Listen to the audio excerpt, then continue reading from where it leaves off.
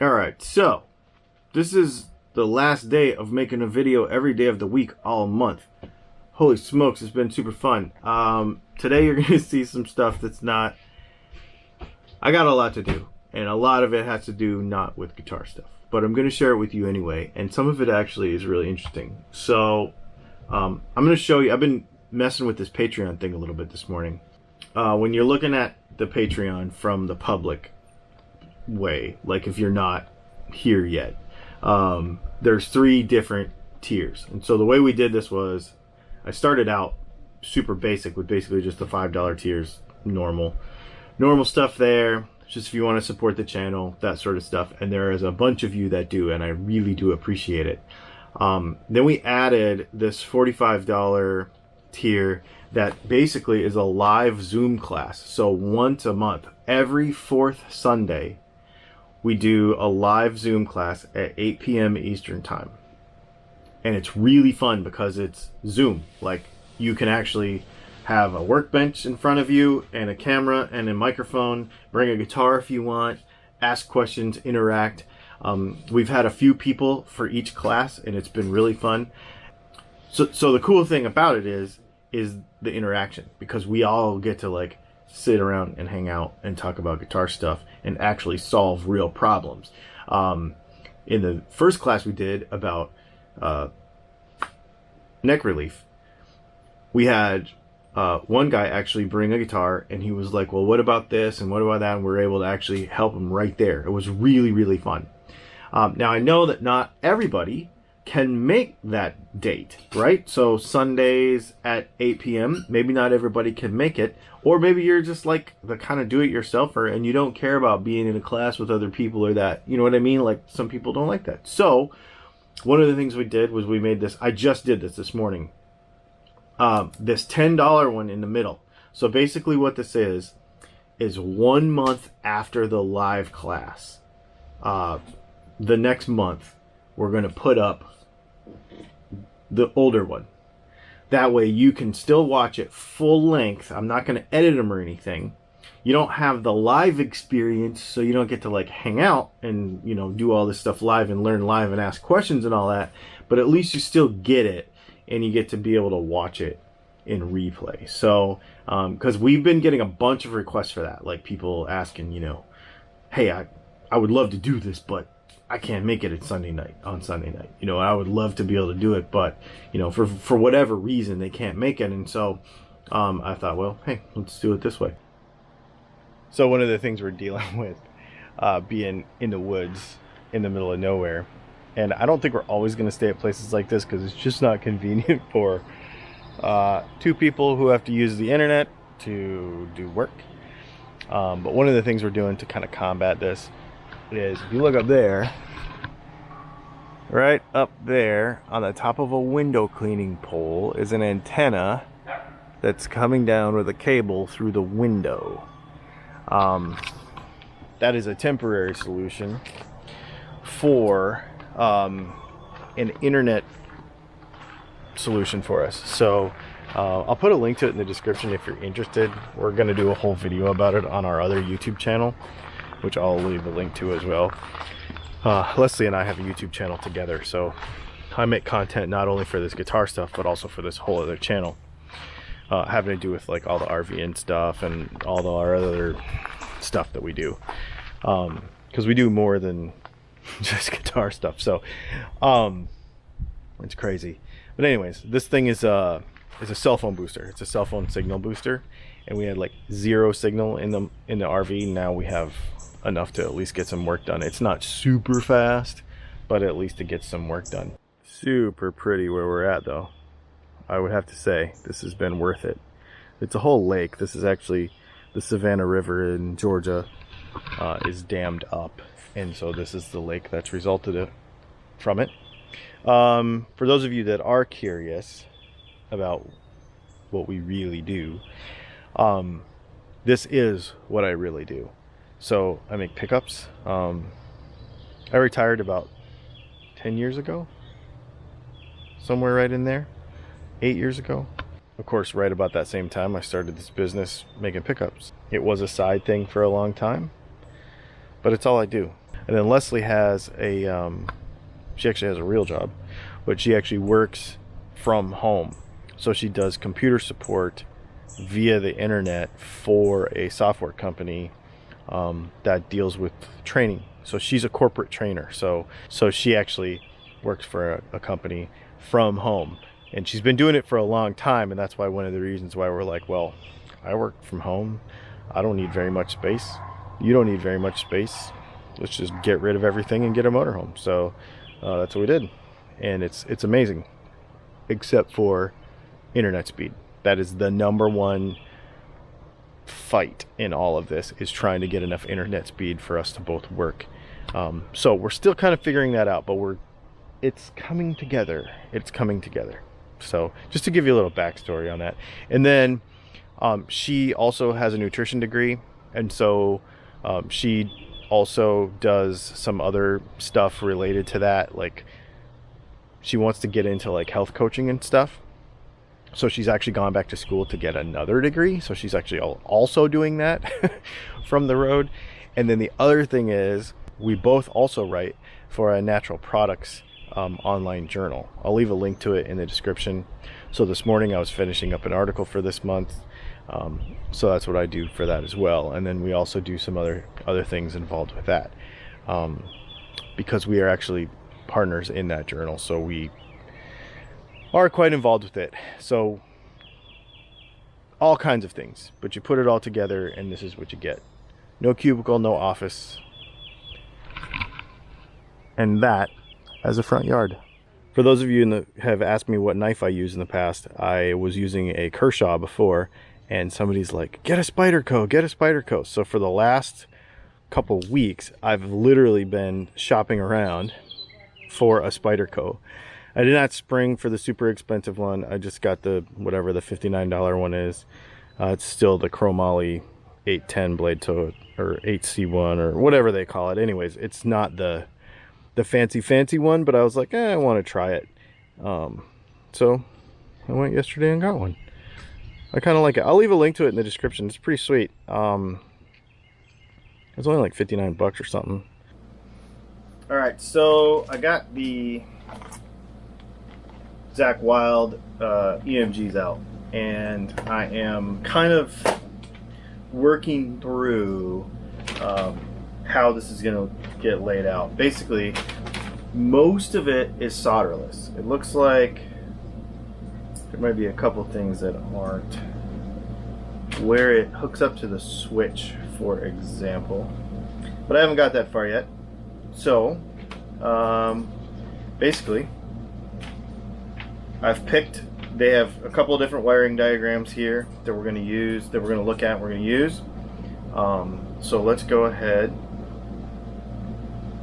and just put this thing together. Alright, so here is the assembly. Pickups are in. This is all wired up. I still have to wire the output jack. But this is all wired up. Now the trick is to see if we can fit this all in here, because this is a really tiny control cavity. For everybody that's like, well, that's such a mess, it's not neat. You know what? With active stuff, I have found that if you can fit it all in there, you're doing good. So that's what we're going to do. Okay, current situation.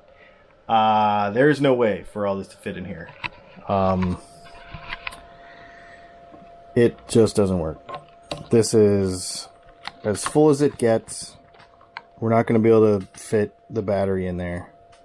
So, because if you look on this side, it won't fit right here. It just won't fit. There's just no way for it to fit. So, all hope is not lost. Obviously, we're going to put these EMGs in this guitar, but I think what we're going to have to do, just like our last modification that kind of got a little out of control, whatever, it is what it is, we're going to route a battery box in the back of it, which means I need to order one, which means this will be sometime next week. But this is where we are. So, I guess we've got a pretty good thumbnail for today's video. Let's go ahead and go over a couple of viewer comments from yesterday's video. and wrap up this month. This has been super fun. We're going to wrap up this month, but I do want to go over a couple of interesting questions from yesterday's video. All right, so viewer questions. We got some really good ones after yesterday's video, and it actually brought up some stuff that I didn't actually cover in that video, so we'll talk about that.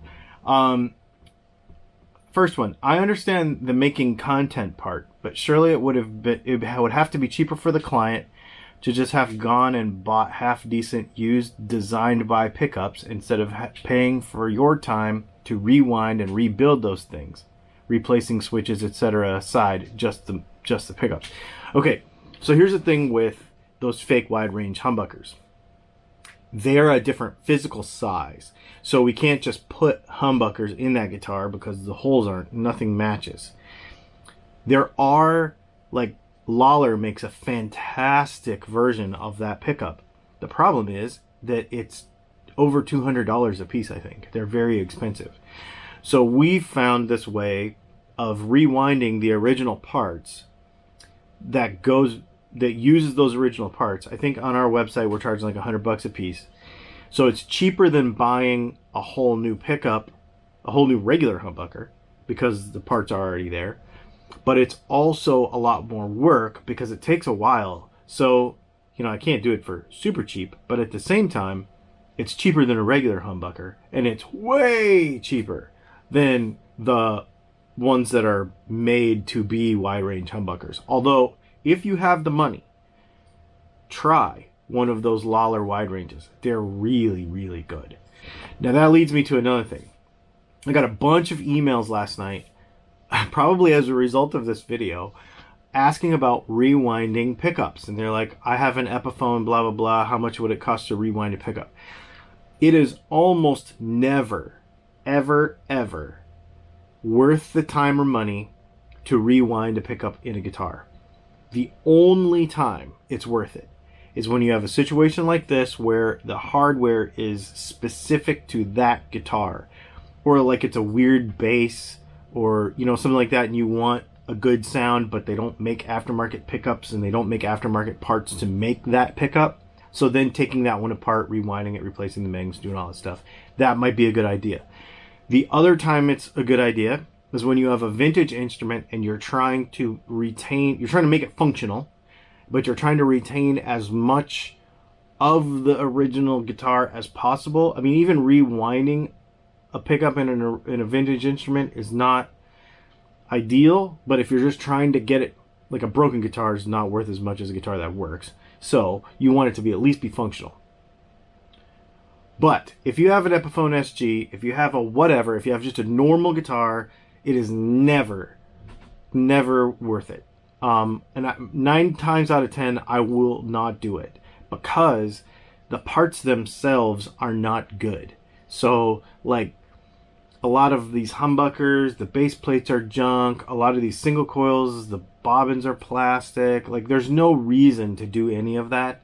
There's no reason to waste time with that. So, if it's a vintage instrument or a very specific special build, maybe I'll do it. Next one is a related question about pots. I'm confused. You did a video not long ago where you're saying even cheap pots like Alpha are just fine because they all do basically the same thing. That is just a simple component. I haven't heard you say that small dime-sized pots can work just fine, but here you say you're replacing the pots for good quality pots. Yes. Now, we've done a bunch of videos on this, right? I actually had a viewer say the other day that, are you like obsessed with pots or something because you're always making videos about them? Well, it's because questions like these keep coming up. So, here's the deal. If you want the thing to work optimally, then you want to have a good pickup and you want to have a pot with a good taper and one that's functional. Like we discussed in some of those other videos, usually it's the taper that's not very good. They function fine, they pass tone fine, they're fine, but a lot of times it's not the taper's not good. So if a customer calls me and says, I want a whole new setup because I want the optimal setup, then I'm going to replace the pots with something that I know works well with my pickups, especially when he sends me a loaded pick card like that and we're doing the whole thing all at once. And so what I would say to that is, yeah, replace your pickups. You put new pickups in. If you don't like what the taper of the pots are doing, then replace them. If not, then leave it alone. It's fine. It's totally fine. I have an HSS Strat, so single hum, or hum single. I've heard of stacking tone pots so that you can get 500K for your humbucker and 250 when you switch to the single coils. Is that a thing, or am I even making sense? LOL, tech newbie. I say that you're overthinking it anyways. There's really no point in putting two different value pots in a guitar. Put 500s in it. The frequency response is going to allow for a lot more highs with 500s, which is going to make your tone of your humbucker good. It's going to also make your pickups brighter in the other two positions, but you can trim that with the tone knob. So here's what I would recommend if you have a single hum. I would, especially if you have two tone knobs, I would basically set the first tone knob to work the single coil pickups, and take the second tone knob and have it separately control the humbucker.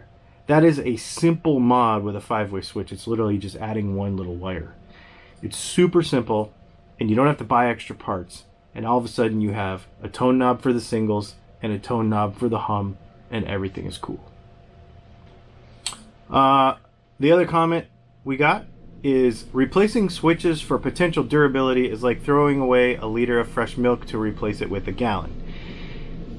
Okay, so on the face of it, I agree with you. You just don't take new parts out and replace them for no reason, and I'm a very strong proponent of that. However, if you need, it's not about durability, it's about reliability. If I am gigging a guitar and I'm worried about something failing, then I'm going to be less comfortable and less likely to play that guitar, and I probably am not going to play that guitar as well because I'm not comfortable on it. So if I'm worried about something failing, which is a potential with those switches, then I'm going to replace it ahead of time, make that guitar usable. For me, a functional guitar where everything works and I can count on it is more important than anything else. I don't care how old the guitar is, I don't care what it looks like, it doesn't matter. Like, if making a little modification to make sure that it is playable and I can be comfortable and inspired playing it, I'm gonna make the change. And for 10 bucks or whatever, oh yeah, I forgot to put the link in there, so it's in all the video to switch. 10 bucks to change a switch and an hour worth of work or whatever. It's completely worth it to have a completely reliable and awesome guitar. Well, that's it, everybody. This is the last video of my entire life. I'm just kidding. Making a video every work day, every day of the week of this month. When I first started this channel 5 years ago or whatever, I did a video every day. I did it for 3 months in a row to just get content onto the channel. It was exhausting then, it's exhausting now, but I do have a better routine now. Am I going to continue doing it every day? Leslie and I were talking about it this morning. There's this interesting thing that happens when you're shooting videos on YouTube, and a lot of YouTubers have had conversations about this and talked about it. It's a difficult routine to keep up. It's funny because I'm in this juxtaposition situation where I've built my life in order to enjoy my life, right? But I've used playing guitar, working on guitars, and building a business around guitar to build the life that I want to enjoy. So it's this weird thing where you don't want to be enslaved to the job that is supposed to give you the life that you enjoy. But at the same time, it's fun too. So it's a weird one. I don't want to burn out, obviously. And I'm just talking to you. We're friends here and I'm just talking to you. The other thing is that being on YouTube every day is really good for Dylan Talks Tone, for the pickup business. So we've been really busy, so it's been really good, and it's put us in a position to be able to give away guitars and stuff. So it's this weird thing. But the problem is that we make more videos, the business gets busier, but then I have to have time to keep up with the business and make the video. It's this weird balance. So there's going to be what I like about the whole thing and what I've really enjoyed about this is the format of it. Is just, hey, let me grab the camera really quick and show you something that I like and what I want to share with you. And you know, sometimes it's fun, some outside thing, sometimes it's useful to the guitar thing, but the bottom line is every day I want to make, or not every day, but every video we put up, I want to make it to where it's valuable to you as a guitar player and it inspires you to create, you know. And I also want to share this life that we've put together. I mean, this is the whole point. So the other thing too is, if you find yourself interested in some of the other stuff we're doing besides just the guitar stuff, I'll put the link to our other YouTube channel is in the description, and we need to give that channel some more attention. So please check it out. It's not about guitars, it's about the rest of our life. So just know that, but it's fun. We're having fun. This is awesome. Thank you to everybody that has watched a video, shared a video. And speaking of that, I'm going to be in Georgia for one more week.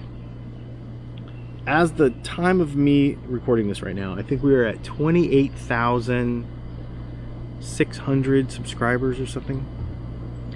What I really want to do is in the next 3 or 4 days, I want to get to 38,000.